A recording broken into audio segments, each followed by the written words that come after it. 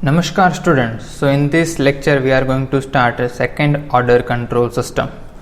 So we have already discussed the effect of the location of poles and zeros as far as the transient response for the first order control system, and with compared to your first order control system, the second order system will exhibit a wide range of responses and that we analyze in different ways. Okay, so just by varying the value of your time constant t and gain parameter k, we can change the speed and the offset of the responses.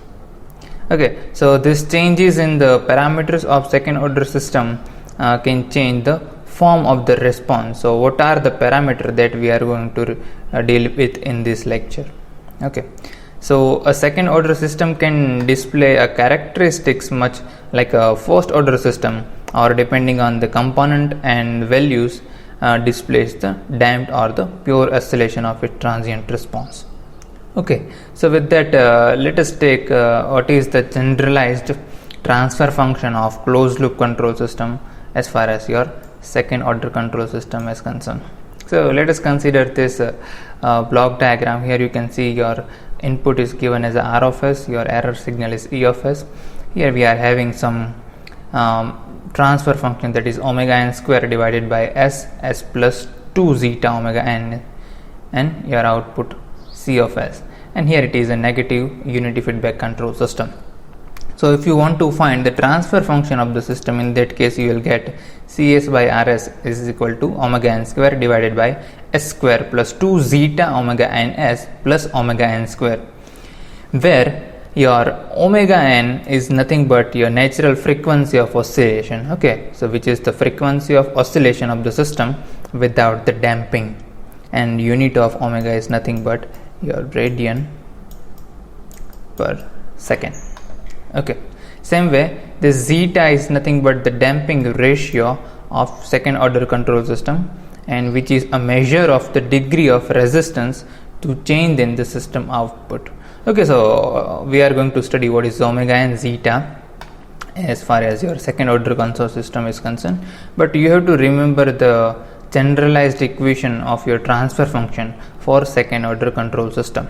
Okay, now let us take one example to understand this, what is zeta and what is omega n in detail. So let's say determine the undamped natural frequency, that is your omega n, and damping ratio, that is nothing but zeta, of the following second order control system. So here you can see the transfer function is given, and highest degree of your denominator polynomial is 2, that is why we can say the order of the system is 2. So we can say this is second order control system.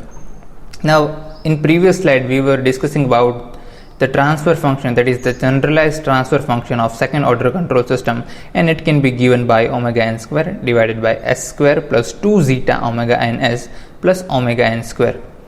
Now to find out your natural frequency of oscillation and the damping ratio, just compare this equation with this. So just compare the denominator and numerator. In that case you will get your omega n square. Okay, omega n square is equal to 4. Same way you can say in denominator s square plus 2 zeta omega n s plus omega n square. So your omega n square will be 4, and if you take under root you will get the value of natural frequency of oscillation to radian per second. Same way you compare this denominator, it will be s square plus 2 zeta omega n s plus omega n square is equal to s square plus 2s plus 4. Okay, now you have the value of omega n. So you just put the value of omega n into this equation. Let's say just consider this part, it is 2 zeta omega n. Okay, so here the coefficient of s is 2, so we can write that this s square will be constant, omega n square will be cancelled out. In that case we can write directly 2 zeta omega n. Okay, and s will be also cancelled out, so we directly can write this, and you put the value of omega n in this equation, and you can get that zeta is nothing but 0.5. Now the response of your second order control system will also depends on the value of zeta. Okay, so that let us understand what is zeta and how the response will depends on the value of zeta, that is damping ratio. So this is again the generalized equation of your second order control system. Okay, and let's say if you want to find the poles of the system, it means if you just put the value of denominator is equal to 0 and find out your value of roots, that is s1 and s2, you will get these roots. Okay, so you just simply solve this equation, that is b square minus 4ac upon 2a, and you will get this root, that is omega n zeta plus omega n under root zeta square minus 1, and there will be a minus only in this case. Okay, so this will be your two poles of the system.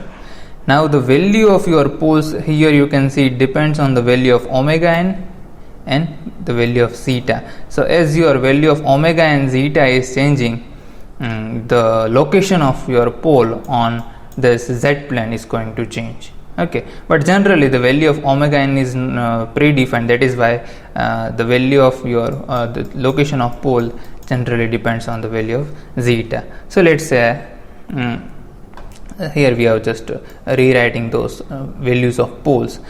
So according to the value of zeta, a second order system can be set into one of the four categories. And which are the four categories?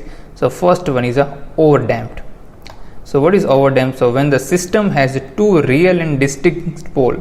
Okay, so when we put the value of zeta which is equal to greater than 1, okay, zeta is greater than 1, so this value of zeta is greater than 1, let's say it is 1.5.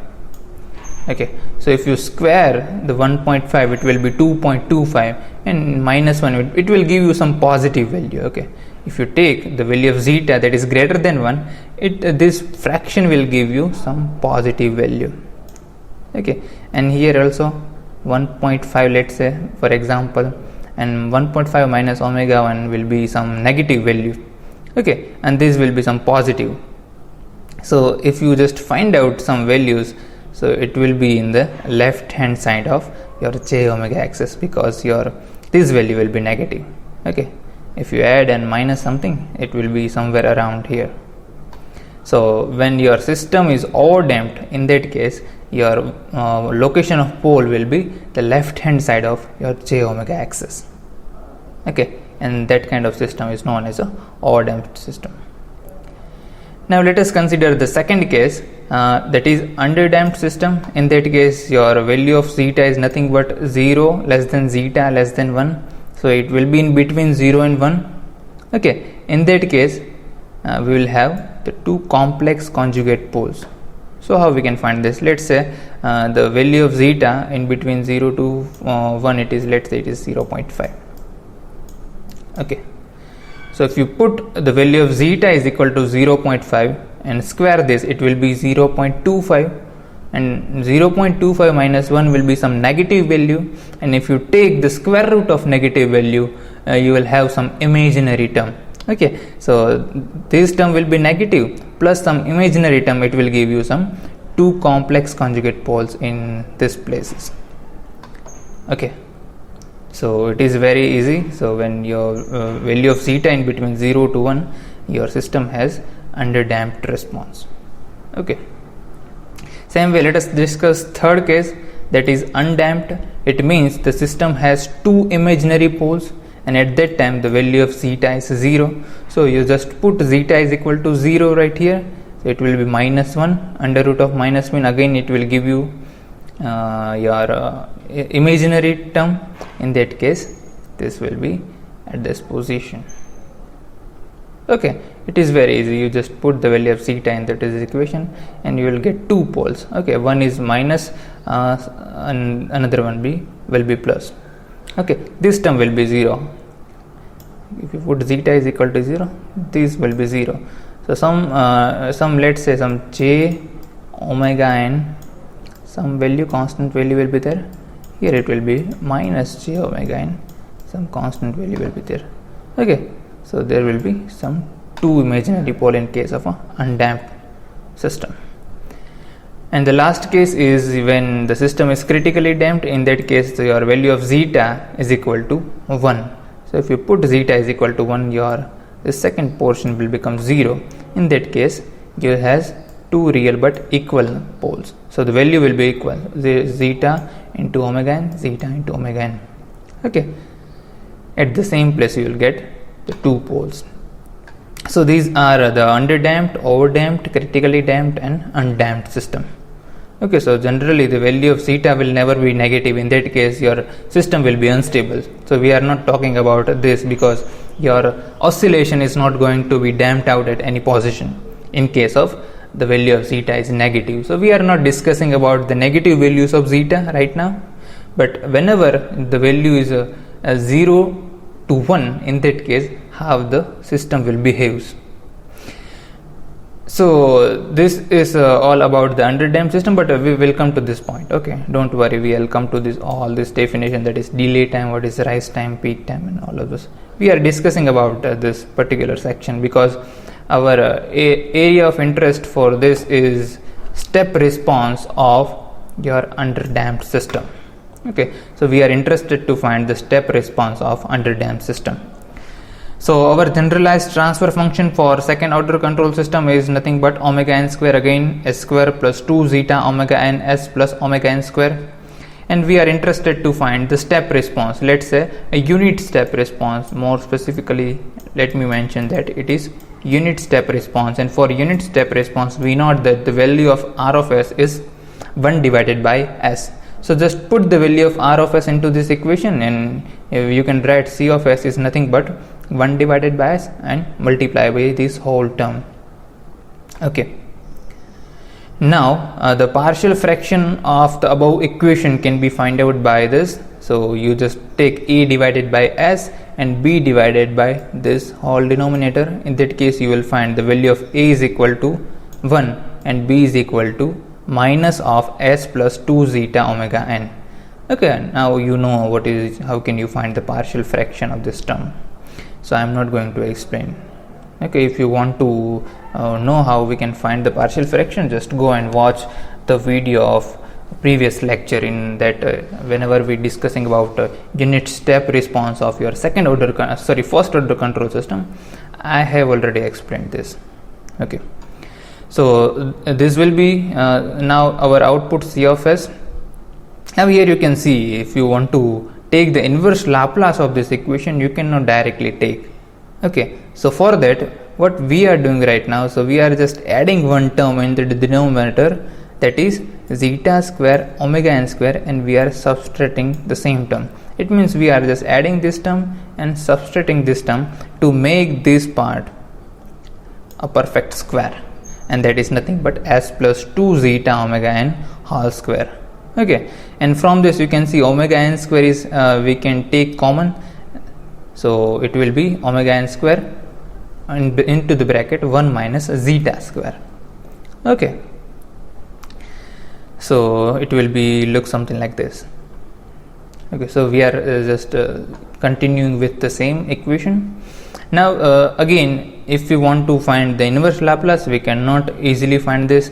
So what we are doing, so we can just divide this 2 zeta omega n by zeta omega n plus zeta omega n.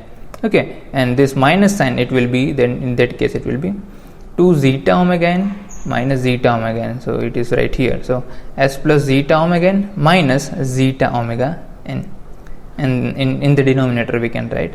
Now before going to do that, you can just you know that your omega d is nothing but omega n under root of 1 minus zeta square, and that is the frequency of transient oscillation, and generally it is called damped natural frequency. Okay, or you can say your natural frequency of oscillation, this is your damped frequency of oscillation. So that can be represented by Wn into the bracket 1 minus zeta square. So here you can see that it is nothing but omega d square. Okay, so if you put the value of omega d square into this equation, this will look something like this. Now you can just simplify this equation by putting zeta omega n plus zeta omega n. In that case your c of s will be right here. Okay, so it looks something complex, but it is very simple. You just follow the step by step process, and after that you can easily derive this equation. Okay, So we'll continue the same equation. Now what we are doing, we are multiplying by this term because we know here you can simplify that, you can find the Laplace transform, inverse Laplace of this particular term, but here you cannot find the inverse Laplace of this term. That is why what we can do, we have to have some omega d term right here. So what we can do, we just multiply by under root of 1 minus zeta square and divided by 1 minus zeta square. In that case we know that this term is nothing but your omega d. Okay, so you can replace by omega d. This all these things will be same only. Okay, so now we can know that this is inverse Laplace of something. That is why we can convert, and you can find your inverse Laplace. So if you find the inverse Laplace of this equation, this will be 1. This something look like this. Let's say s plus a divided by s plus a whole square plus omega d square. Okay, or we can say b square is more generally we can say.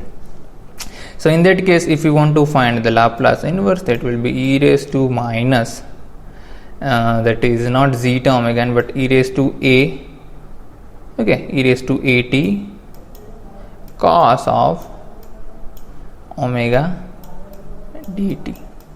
Okay, so e raised to minus at cos of omega dt. So if you put the value of a, that is zeta omega n, it will be e raised to minus zeta omega n t cos omega dt. Now this term is constant, so we are putting at same, and this is nothing but your sine. If you find out the inverse Laplace, it will be e raised to minus zeta omega n t. Here it will be sine omega dt. Okay, so both are very usually we are using inverse Laplace. Okay, so this will be your step response of second order control system when we are applying unit step signal. Now also we can simplify this equation by taking e raised to zeta omega n constant. Okay, so this will be your final response of step response of underdamped system. Now this response is going to change as the value of zeta is going to change. Okay, so for underdamped system your response will be different, for overdamped system it is going to be different, for your critically damped and for undamped system. Okay, so let us take an easy case when for undamped system when your value of zeta is equal to 0. So if you put zeta is equal to 0 into this equation, you will get that omega d, that is omega n under root 1 minus zeta square is nothing but your omega n only. Okay, 1 minus 0 will be 1 and square root of 1 is 1. So omega d is equal to omega n. And same way you put zeta is equal to 0 into this equation, you will have 1 minus cos of omega n t. Okay, this will be your behavior of the system in case of undamped. Now let us take when the value of zeta is 0.1, so we are talking about underdamped system. Okay, and let's say the value of omega n is 3. So if you put the value of zeta is equal to 0.1 and omega n is equal to 3, you will get such kind of response, that is your oscillatory response. So after this is your input. Okay, don't forget we are applying a unit step input. So after some time your system is going to reach your steady state value. Okay, this is for the value of zeta is equal to 0.1. Now same way we are not changing these values, but if we find for zeta is equal to 0.5, the system behavior changes. Here you can see your system will reach to final position very early. Okay, so with compared to 0.1, your system is reaching to final value very quickly. It means if you are changing the value of zeta, if you tends to at the position of 1, it means your overdamped system or the critically damped system, your behavior of the system will be better. Okay, same here we are taking up 0.9 and same value of omega n, the system behavior improves. Okay, so here we are taking the different factors, that is damping ratio and we are measuring the output. Okay, so for 0 you can see the graph will look something like this, and if you goes towards unity and the 2, your system behaviors improves. Okay, so in that way we can say that your system behavior improves for second order control system if you increase the value of zeta, that is damping ratio, if your omega n is not changing. Okay, so this is nothing but the step response of your second order control system. With this we are closing today's lecture. We are not going to discuss about your unit ramp response, unit impulse response of second order control system. It is enough that you are dealing with unit step response. All these things will be similar. Okay, so with this we are closing today's lecture. In next lecture we are going to study the different time domain specification, that is what is delay time, what is peak time, what is rise time, what is maximum overshoot, and how we can find all these values. And we are also going to solve some examples. So thank you so much.